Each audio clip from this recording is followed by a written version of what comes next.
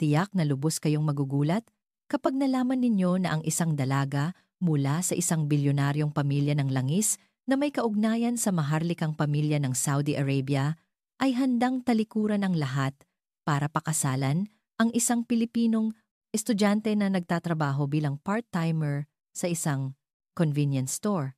Pagkatapos lamang ng isang pagkikita, ano nga ba ang nangyari sa gabing iyon na naging dahilan upang talikuran niya ang libu-libong bilyong pisong yaman at ang nakatakdang kasal sa isang prinsipe para piliin ang binatang Pilipinong ito? Ngayon, ating ibabahagi ang kamangha-manghang kwento ni Fatima mula sa lungsod ng Jeddah, Saudi Arabia. Oo, siya ay isang malayong kamag-anak ng tanyag na pamilyang Al Saud. Magandang araw, ako si Fatima Al Saud. 28 taong gulang. Ang aking ama ang chairman ng Al Saud Oil Corporation, isa sa mga nangungunang kumpanya sa Saudi Arabia. Ang aking ina ay malayong kamag-anak ng maharlikang pamilya. Kung tatanungin ninyo kung gaano kami kayaman, noong ako'y isinilang, nagtatag ang aking ama ng isang charity fund na ipinangalan sa akin. Sa aking ika-16 na kaarawan, nakatanggap ako ng isang supercar na nababalutan ng ginto na nagkakahalaga ng halos 1 bilyong piso bilang regalo. At sa aking ika-20 kaarawan, bilang paghahanda sa aking pag-aaral sa London, binigyan naman ako ng isang luxury apartment. Ngunit para sa akin, lahat ng iyon ay parang isang magandang hawla lamang. Naging malinaw lamang ito sa akin noong ako'y 25 taong gulang na. Isang gabi noong Enero 22, habang kami naghahapunan, biglang nagsalita ang aking ama na may mas seryosong mukha kaysa dati. Fatima, napagpasyahan na ang iyong pagpapakasal. Agad na nahulog ang gintong tinidor mula sa aking kamay. Po, ano po ang ibig ninyong sabihin, ama? Ang iyong mapapangasawa ay si Prinsipe Karim, ang ikatlong miyembro ng pamilyang Al Mansur. Siya ay amak 28 taong gulang na at may 2 asawa. Ikaw ang magiging pangatlong asawa. Amak 28 taong gulang, may 2 asawa. Pangatlong asawa. Ang mga salitang ito ay paulit-ulit na umikot sa aking isipan. Ama, ayokong magpakasal, lalo na sa isang lalaking may asawa na. Mas lalo kong ayaw. Fatima, matigas na sabi ng aking ama. Hindi ito personal na usapin. Ito ay isang alyansa sa pagitan ng ating pamilya at ng maharlikang pamilya. Ito ay isang karangalan na hindi maaaring tanggihan. Nang gabing iyon, umiyak ako hanggang sa mabasa ang aking unan at bigla kong naalala ang mga Pilipinong teleserye na palihim kong pinapanood. Sa mga palabas na iyon, ang mga lalaking Pilipino ay laging magalang, maprotekta at mapagmahal sa mga babae. Iyon ay isang mundong ganap na kaiba sa Saudi Arabia. Tama, kailangan kong pumunta sa Pilipinas. Kinaumagahan, kinausap ko ang aking ama. Ama, mayroon po akong mungkahi. Anong mungkahi? Bago po ako ikasal, maaari niyo po ba akong payagang mag-aral sa Pilipinas sa loob ng 6 na buwan? Nais ko pong matutunan ang kanilang mga makabagong pamamaraan sa pamamahala. Pagbalik ko, ang kaalamang iyon ay makakatulong din sa negosyo ni Prinsipe Karim. Pilipinas? Bakit Pilipinas? Ang Pilipinas po ay gumagawa ng malalaking hakbang sa teknolohiya at inobasyon. Nais ko pong matuto mula sa karanasan sa pamamahala ng mga nangungunang kumpanya roon. Kamakailan, pinag-uusapan din ng mga kabataang Arabo ang husay ng Pilipinas sa teknolohiya. Tila nag-isip ng malalim ang aking ama. At saka, nakapasa na po ako sa MBA program ng Universidad ng Pilipinas sa Diliman. Ang totoo, palihim na akong nag-apply at natanggap na noon pa. Pagkatapos ng ilang sandaling pag-iisip, sinabi ng aking ama, 3 buwan. Walang labis, walang kulang. Sa Setyembre, dapat kang bumalik at simulan ang paghahanda sa kasal. 4 na buwan po, ama. Kailangan ko pong tapusin ang isang semestre. Sige, 4 na buwan. Ngunit mangako kang babalik ka. Nangangako po ako. Siyempre, iba ang nasa isip ko noong Mayo 2022.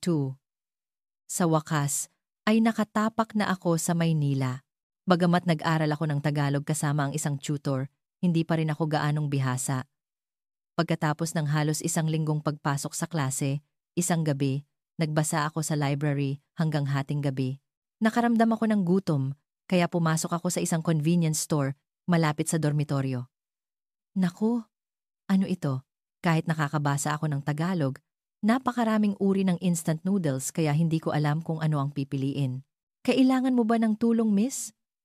Lumingon ako at nakita ko ang isang binatang nakasuot ng uniforme ng tindahan. Sa kanyang name tag, nakasulat ang pangalang Miguel. Alin po ba ang mas masarap? Dayuhan ka pala?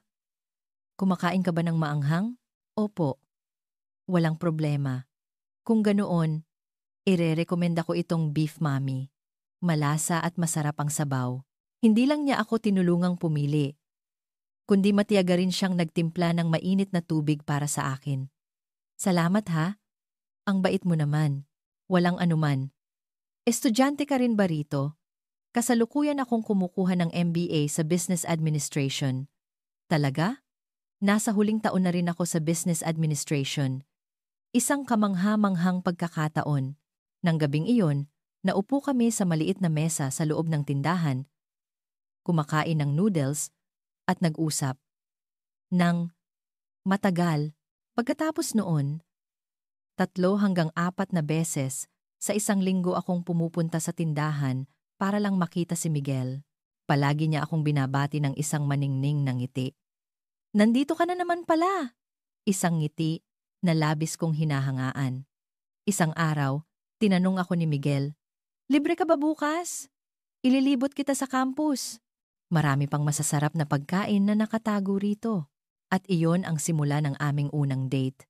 Habang naglalakad kami sa campus, napakaalaga ni Miguel sa akin. Ang init, no? Silong muna tayo.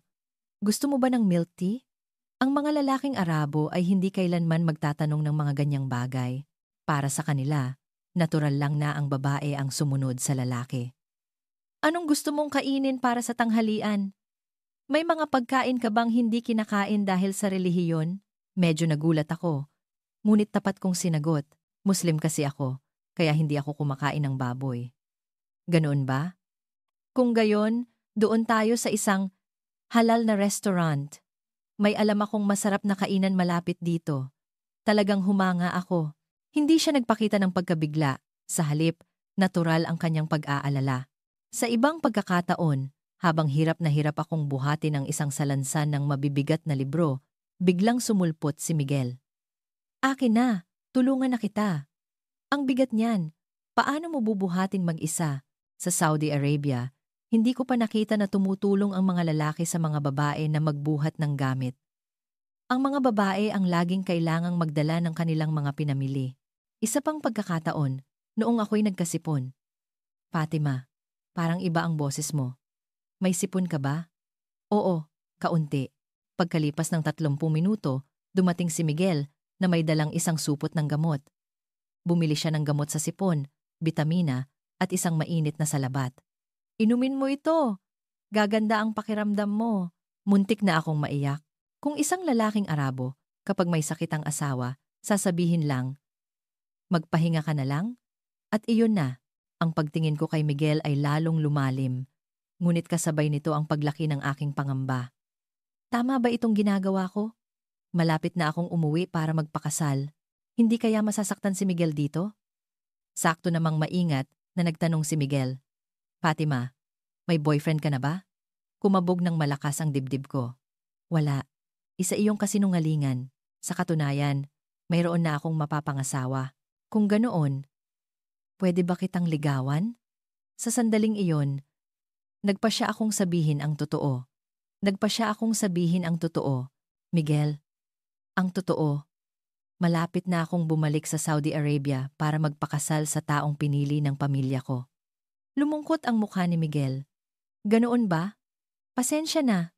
Ako dapat ang humingi ng pasensya. Dapat sinabi ko agad. Natahimik kami ng matagal. Pagkatapos ay nagsalita si Miguel, pero sa panahong natitira sa'yo dito sa Pilipinas, Hindi ba pwedeng magustuhan pa rin kita? Makalipas ang isang buwan, sa isang araw na malakas ang ulan, wala akong payong at natrap ako sa library. Fatima, nasa library ka, di ba? Dadalhan kita ng payong. Pagkalipas ng 10 minuto, tumatakbong dumating si Miguel. Sabay kaming naglakad sa ilalim ng iisang payong pabalik sa dormitoryo. Pagdating namin doon, napansin kong basang-basa ang kaliwang balikat ni Miguel. Hala, bakit basang-basa ang isang gilid mo? Para hindi mabasa ang damit mo syempre. Sa sandaling iyon, tila natunaw ang puso ko. Mayroon bang lalaking ganito ka-sweet at maalalahanin sa natural na paraan? Miguel, gusto kita. Alam kong kailangan kong bumalik. Pero kahit ngayon lang, sana tanggapin mo ang puso ko. Sa ilalim ng ulan, ibinigay namin sa isa't isa ang aming unang halik. Isang matamis, ngunit malungkot na simula. Pagkatapos ng isang buwang relasyon, lalong lumaki ang bigat sa aking dibdib. Napakatapat ni Miguel sa akin, ngunit itinatago ko ang aking tunay na pagkatao. Isang araw, nagtanong si Miguel, "Ano bang trabaho ng pamilya mo, Fatima?" Tila huminto ang pagtibok ng puso ko. Ordinaryong negosyo lang. Ganoon ba? Kung may pagkakataon silang pumunta sa Pilipinas, imbitahan mo silang kumain, kasama ang mga magulang ko. Nang gabing iyon, hindi ako makatulog. Maaari ko pa bang ituloy ang ganitong pagsisinungaling? Makalipas ang 1 linggo, nagpasya akong hindi na ako maaaring magpatuloy sa panloloko. Miguel, may mahalaga tayong kailangang pag-usapan. Sa isang coffee shop, umupo si Miguel sa tapat ko na may bakas ng pag-aalala. Anong problema? Miguel, patawarin mo ako. Mayroon akong isang lihim na itinago sa iyo. Huminga ako ng malalim at sinabi, hindi ako isang ordinaryong exchange student. Anak ako ng pamilyang Al Saud, isang bilyonaryong pamilya sa Saudi Arabia. Ang ama ko ang chairman ng pangatlong pinakamalaking kumpanya ng langis sa bansa. Nanlaki ang mga mata ni Miguel sa pagkabigla at ang mas nakakagulat pa. Sa loob ng 4 na buwan, kailangan kong pakasalan ang isang 48 taong gulang na prinsipe na may 2 ng asawa. Bumalot ang katahimikan. Nakita ko ang iba't ibang emosyon sa kanyang mukha, pagkagulat, pakiramdam na pinagtaksilan, at malalim na kalungkutan. Bakit? Bakit ngayon mo lang sinabi? Patawad. Noong una, akala ko magiging magkaibigan lang tayo. Pero napakabuti mo kaya hindi ko napigilang mahulog sa'yo. Napabuntong hininga si Miguel. Kung ganoon, ano ang plano mo, Fatima? Babalik ka para pakasalan siya? Ayoko. Pero kapag naiisip ko ang pamilya ko, napaka-istrikto ng aking ama. Kung susuwayin ko siya, tiyak na magkakaroon ng malaking gulo. Kaya kailangan na nating tapusin ito. Tama? Bumaba ang tono ng boses ni Miguel. Hindi ko alam. Talagang hindi ko alam. Mahalaga ka sa akin. Pero, mahalaga rin ang pamilya ko. Hindi kami nagkita ng ilang araw pagkatapos noon. Pareho naming kailangan ng oras upang ayusin ang aming magulong isipan. Makalipas ang 1 linggo, si Miguel ang unang kumontak. Fatima, pwede ba tayong magkita sandali? Nagkita kami sa isang parke. Seryoso at determinado ang mukha ni Miguel. Napag-isipan ko ng mabuti. Kung talagang kailangan mong bumalik, gusto ko pa ring makasama ka hanggang sa huling araw. Ayokong pagsisihan ito sa huli. Miguel. Pero may isa akong gustong itanong. Fatima, talagang ayaw mo sa kasal na iyon, tama? Siyempre, gusto kong pakasalan ang taong mahal ko, hindi maging pangatlong asawa ng isang matandang prinsipe. Hinawakan ni Miguel ang aking kamay. Kung ganoon, hahanap tayo ng paraan ng magkasama. Huwag tayong sumuko agad. Pagkatapos noon, lalong tumibay ang aming relasyon, ngunit laging naroon ang anino ng aming paghihiwalay. Makalipas ang 2 buwan, kaarawan ni Miguel. Anong gusto mong gawin sa birthday mo? Sapat na sa akin na makasama si Fatima. Sa araw ng kanyang kaarawan, nagdala ako ng maliit na cake sa kanyang tinutuluyang apartment. Happy birthday! Ang kwarto ay simple lang, ngunit napakalinis at maayos. Nakadikit sa pader ang mga litratong kuha naming 2. Kumain kami ng cake, uminom ng San Miguel beer, at nagkwentuhan tungkol sa kung ano-anong bagay. Sa labas ng bintana, tanaw ang mga ilaw ng Maynila sa gabi. Fatima, pinagsisisihan mo bang pumatol ka sa isang mahirap na estudyanteng tulad ko? Ano ka ba?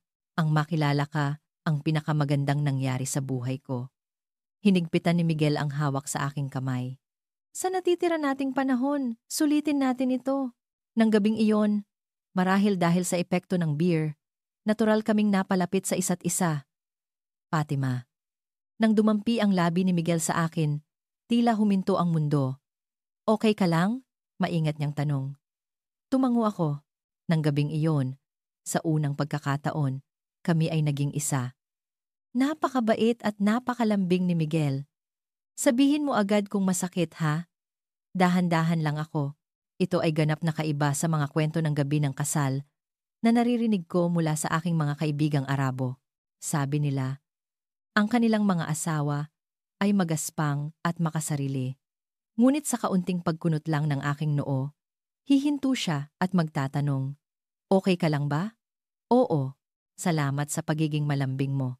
Ito ang unang beses mo. Sino ba namang gustong saktan ang taong mahal nila? Dahil sa sinabi niyang iyon, tumulo ang aking mga luha. Kinaumagahan, nakapagdesisyon na ako. Miguel, ayoko nang bumalik sa Saudi Arabia. Ayokong pakasalan ang lalaking iyon. Mahal kita. Mahal na mahal talaga kita. Ngunit hindi ganoon kadali ang realidad. Fatima, tapos na ang palugit. Umuwi ka na. Nakatanggap ako ng tawag mula sa aking ama. Ama, mananatili po ako sa Pilipinas. Ano? Kung hindi ka uuwi, aalisin kita sa listahan ng mga tagapagmana. Kahit na po. Mananatili ako sa tabi ni Miguel. Ilang araw ang lumipas, biglang dumating sa Pilipinas ang aking pangalawang kapatid na lalaki at ang aking tiyuhin. Fatima, magising ka nga! Paano mo nagagawang makipagrelasyon sa isang hamak na taga-silangang Asya na mahirap? Kuya, mahal ko si Miguel. Mahal ko siya. Hindi mo ba naaalala ang pangako mong magpapakasal sa prinsipe? Sakto namang dumating si Miguel. Poprotektahan ko si Fatima. Ano? Sino ka? Ang sahod mo. Hindi pa katumbas ng sahod ng driver namin? Ininsulto siya ng aking kapatid. Ngunit nanatiling nakatayo ng tuwid si Miguel. Ang pag-ibig ay hindi nabibili ng pera. Mahal ko si Fatima ng buong puso. Ang sumunod na 6 na buwan ay parang isang digmaan. Patuloy ang pananakot, pangungumbinsi, at panggigipit mula sa aking pamilya. Fatima, pinutol ko na ang lahat ng credit cards mo. Tingnan natin kung paano ka mabubuhay ngayon. Ayos lang po. Sapat na sa akin na kasama ko si Miguel. Ang totoo, kinailangan ni Miguel na magtrabaho ng 3 trabaho. Tuwing weekend, sa isang warehouse. Sa umaga tuwing weekdays bilang tutor. Sa gabi, sa convenience store. Pasensya na kung nahihirapan ka ng dahil sa akin. Anong dapat ikahingi ng tawad? Ang makasama ang taong mahal mo ay kaligayahan na. Mahirap man, pero masaya. Tuwing umaga, ipinaghahanda ako ni Miguel ng baon, binibilhan ako ng paborito kong banana Q, at kung minsan, inihahanda ang masarap na almusal sa isang karinderya malapit sa amin. Ngunit ang ganitong buhay ay may hangganan din. Isang araw, gumawa ng malaking desisyon si Miguel. Fatima, pupunta ako sa Saudi Arabia. Ano? Gusto kong personal na harapin ang ama mo para formal na hingin ang kamay mo. Baliw ka ba? Delikado. Alam mo ba kung gaano nakakatakot ang ama ko? Kahit anong mangyari, kailangan kong pumunta. Ayoko nang mabuhay ng palihim. Gusto kong makilala tayo ng marangal. At sinimulan ni Miguel ang isang kamangha-manghang paghahanda. Mula ng araw na iyon, gabi-gabi siyang nag-aaral ng wikang Arabe, kulturang Islam, at mga ritual ng Saudi Arabia.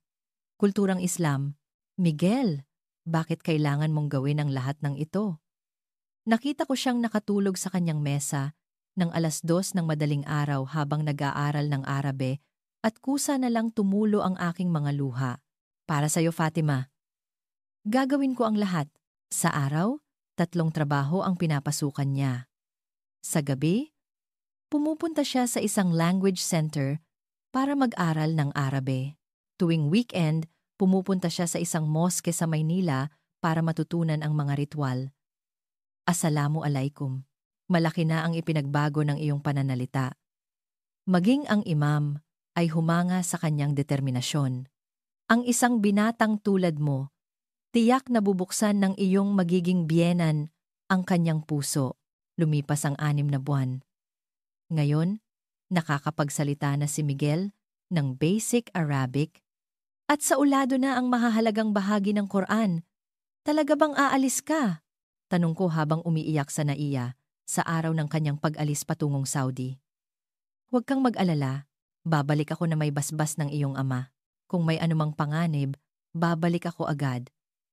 Naiintindihan mo. Mahal kita, Fatima. Noong Mayo 6, 2023, umalis si Miguel. Pagdating sa Saudi Arabia, dumiretso siya sa aming bahay, ngunit hinarang ng mga guwardiya. Walang appointment, bawal pumasok. Ako po ang kasintahan ni Fatima. Pakiusap. Sabihin ninyo sa kagalang-galang na chairman, na nais ko siyang makausap. Katawa-tawa. Umuwi ka na. Ang chairman ay hindi basta-bastang nakikipagkita para sa mga ganyang dahilan. Ngunit hindi umatras si Miguel. Lumuhod siya doon mismo. Maghihintay ako rito. Sa Saudi tuwing Marso, umaabot sa higit 40 degree ang temperatura sa araw. Unang araw, sa ilalim ng nakakapasong araw, namula ang kanyang balat. Ikalawang araw, nagbitak-bitak ang kanyang labi at nagpakita ng sintomas ng dehydration. Ikatlong araw, halos himatayin na siya sa pagod. Palihim siyang binibigyan ng tubig ng mga katulong, ngunit tinatanggihan niya. Maghihintay ako ng marangal. Ang balitang ito ay nakarating din sa aking ama. Ano? May isang Pilipinong binata na 3 araw nang nakaluhod sa labas ng tarangkahan? Sa gabi ng ikatlong araw, personal na lumabas ang aking ama. Ikaw ba? Yung batang Pilipino? Kahit na dehydrated, pinilit ni Miguel na tumayo at magbigay galang. Assalamu alaikum. Ako po si Miguel Santos. Nagulat ang aking ama na ang isang taga-silangan ay nakakabati sa perpektong Arabe. Bakit mo ginagawa ang kahangalang ito? Pwede mong ikamatayan. Dahil mahal ko po si Fatima ng buong puso. Para mapakasalan siya. Handa kong isugal ang buhay ko. Pinapasok ng aking ama si Miguel sa bahay at nagsimula na ang tunay na pagsubok. Sigurado akong wala kang alam sa aming relihiyong Islam, di ba? Agad na nagsimulang bumigkas si Miguel. Bismillahirrahmanirrahim. Binigkas niya ng buo at perpekto ang unang kabanata ng Quran na ikinagulat ng aking ama. Ang aming kultura. Sigurado akong hindi mo rin alam. Nagtimpla si Miguel ng tsaa at inihain ito ayon sa tamang ritual ng mga Arabo. Ginamit niya lamang ang kanang kamay at ikiniling ang tasa sa tamang anggulo. Paano mo nalaman ang mga bagay na ito? Kung nais ko pong pakasalan si Fatima, naniniwala akong ito ang mga bagay na dapat kong malaman. Pagkatapos ng araw na iyon, nagbigay ng isang kamanghamanghang alok ang aking ama. Sige, manatili ka sa aming bahay sa loob ng 1 buwan. Sa panahong ito, oobserbahan kita. Ang buhay sa aming bahay sa loob ng 1 buwan ay isang tunay na hamon. 4:00 ng umaga, gising na para sa Fajr prayer. Sa araw, kasama si ama sa trabaho para matuto ng negosyo. Sa gabi, kasalo ang pamilya sa hapunan para alamin ang kulturang Arabo. Mas mahirap pa noong buwan ng Ramadan. Ngunit ni minsan ay hindi siya nagreklamo. Ang mga kapatid kong lalaki, na dating tutol na tutol, ay nagsimula na ring maging bukas sa kanya. Miguel, laro tayo ng football? Kusa siyang niyaya ng aking pangalawang kapatid. Ang aking ina, nang makita si Miguel na tumutulong maghugas ng plato sa kusina, ay naantig din. Ang mga lalaking Arabo ay hindi kailanman gumagawa ng gawaing bahay. Maging ang aking lola, na isang napaka-istriktong tao, ay umamin. Ang batang iyan, napakalinaw ng mga mata. Halatang mahal niya talaga si Fatima. Nang malapit nang matapos ang 1 buwan, ibinigay ng aking ama ang huling pagsubok. Gawan mo ako ng isang business plan para sa pagtatayo ng branch ng ating kumpanya sa Dubai. Iyon ay isang halos imposibleng gawain sa loob lamang ng isang linggo. Ngunit nagpuyat si Miguel ng maraming gabi para tapusin ang plano. Ito ay isang report na may higit sa 50 pahina tungkol sa isang makabagong estratehiya upang buksan ang bagong merkado sa pamamagitan ng cultural exchange sa pagitan ng Pilipinas at Gitnang Silangan na nakasulat sa 3 wika: Arabe, Ingles, at Filipino. Pagkatapos basahin ng aking ama ang report, matagal siyang natahimik.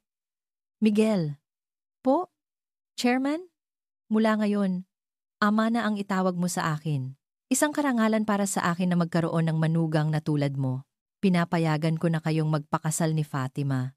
Hinawakan ni Miguel ang 2 kamay ng aking ama at walang tigil na nagpasalamat. Ama, gagawin ko pong maligaya si Fatima habang buhay.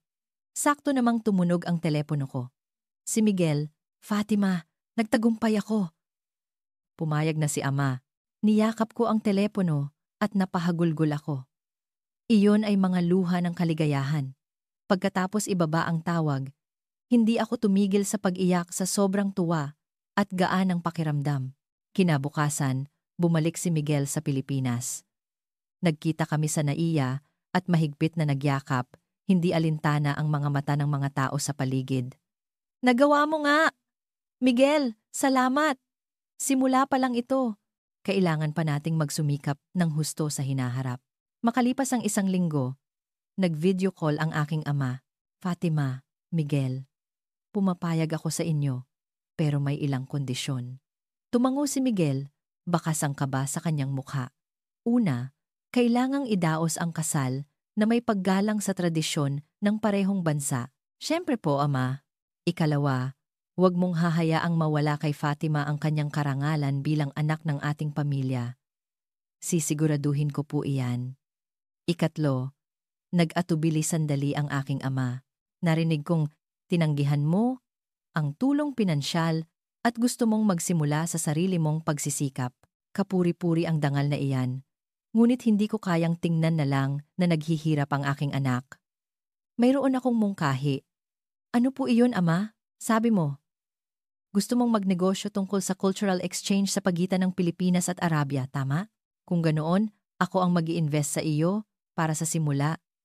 Pero po, ngunit kailangan mong ibalik ang puhunan kasama ang interes sa loob ng 5 taon. Kung mabigo ka, kailangang bumalik ni Fatima dito para pamunuan ang negosyo sa Saudi. Naging tensyonado ang paligid. Hinigpitan ni Miguel ang hawak sa aking kamay. Opo, sa loob ng 5 taon, ibabalik ko ang lahat at papatunayan ko sa inyo na kaya ko. Sa unang pagkakataon, ngumiti ang aking ama. Magaling. Gusto ko ang determinasyong iyan. Makalipas ang 2 buwan, nagkita ang aming mga pamilya sa Maynila.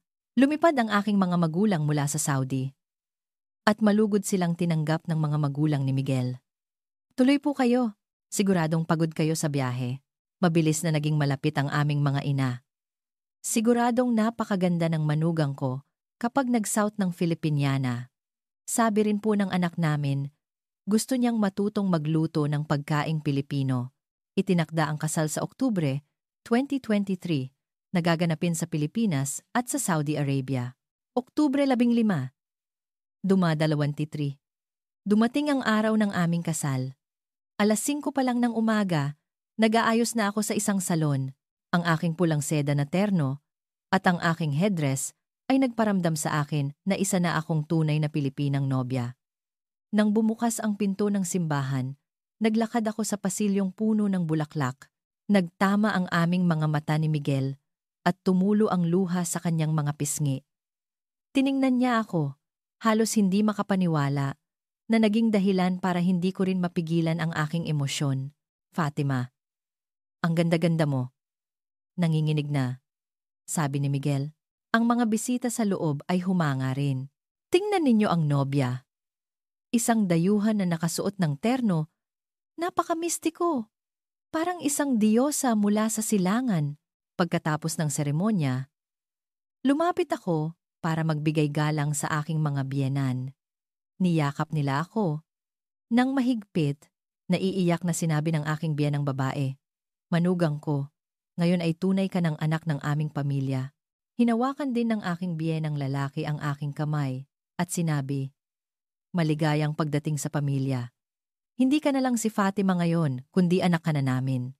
Tandaan mo, bigyan mo kami ng maraming apo ha? Espesyal ang handaan sa kasal. Sa isang banda ay buffet ng mga pagkaing Pilipino at sa kabilang banda ay mga pagkain mula sa gitnang silangan na may halal certification. Unang beses na tinikman ng aking ina ang sinangag na may bopis at napahanga siya. Subhanallah, ito pala ang sinasabing sinangag na may bopis? Napakasarap at malasa. Itinaas din ng aking ama ang kanyang hinlalaki bilang pag-aproba nang kumain siya ng sinugbang panga ng tuna. Ang sarap talaga ng pagkain sa Pilipinas.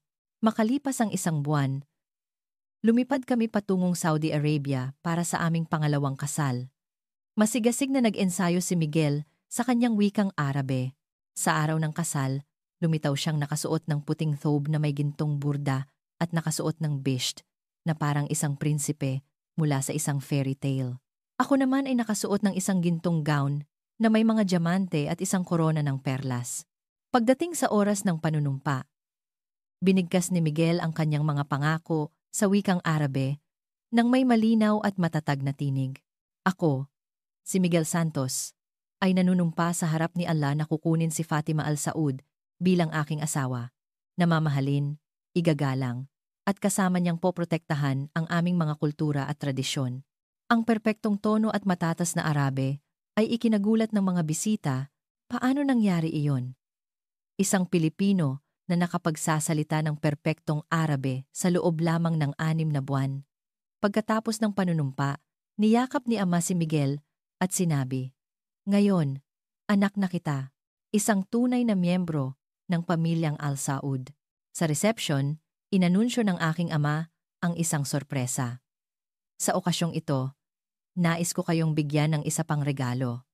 Ang penthouse sa tuktok ng Burj Khalifa sa Dubai ang magiging inyong tahanan bilang bagong kasal. Tumayo si Miguel at magalang na tumanggi. Taos-puso po kaming nagpapasalamat, Ama. Ngunit nais po naming tanggihan ang alok. Nais po naming magsimula sa aming sariling pagsisikap. Tiningnan siya ng aking ama na may pagtataka. Pagkatapos ay malakas na tumawa. Nararapat lang. Hindi nagkamali ang aking pagkilatis. Ipinagmamalaki kong magkaroon ng isang manugang na may mataas na dangal tulad mo. Pagbalik sa Pilipinas, umupa kami ng isang maliit na opisina. Dito tayo magsisimula, ha? Maliit man? Pero atin ito. Sa araw na isinabit namin ang signboard na tulay ng Pilipinas at Arabia, sinabi ni Miguel, ang unang 2 buwan ay napakahirap. Walang ni isang kliyente. Ngunit sa 3 buwan, tumunog ang unang tawag sa telepono. Isang medium-sized na kumpanya ng cosmetics na nangangailangan ng konsultasyon para sa halal certification. Nagpuyat kami sa paghahanda ng presentasyon at matagumpay naming nakuha ang proyekto. Ang aming unang proyekto ay nagkakahalaga ng 20 milyong piso. Nag-iyakan kami sa tuwa. Pagkatapos noon, nagsimulang kumalat ang reputasyon ng aming kumpanya.